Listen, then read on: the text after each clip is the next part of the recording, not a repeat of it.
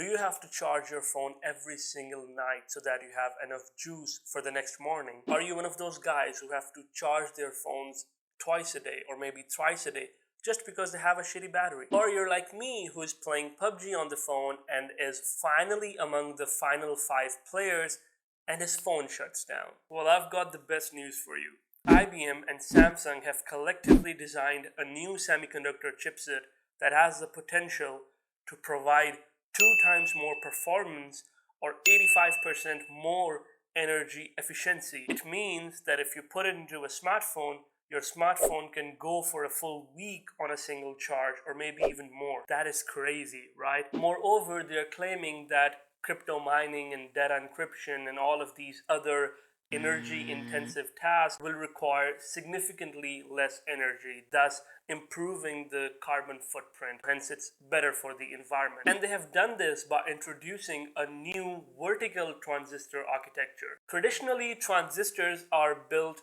to lie flat on the surface of semiconductor chipset, and the current is flowing laterally or maybe side to side. But what IBM and Samsung have done is they have built transistors that are actually perpendicular to the surface of the chipset, so the current is flowing through multiple transistors at the same time, hence improving the performance and the power efficiency of the chipset. This new architecture unlocks countless possibilities. Recently, IBM has developed a 2 nanometer chipset that can fit up to 50 billion transistors on that chipset. Now, if IBM implements the same vertical architecture on that chipset, then that will make this processor the most powerful, yet the most power efficient processor we have ever seen, beating Apple, Intel, Google, Huawei, or basically anybody who is making their own chipset. Now, IBM and Samsung haven't given us any official launch date as to when it will be commercialized, but if this thing comes into the market, it is going to defeat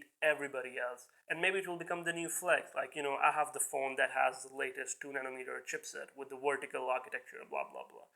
Nerdy flex. But I think it will be overall a better flex than this phone that actually cost $8,000 just for flexing.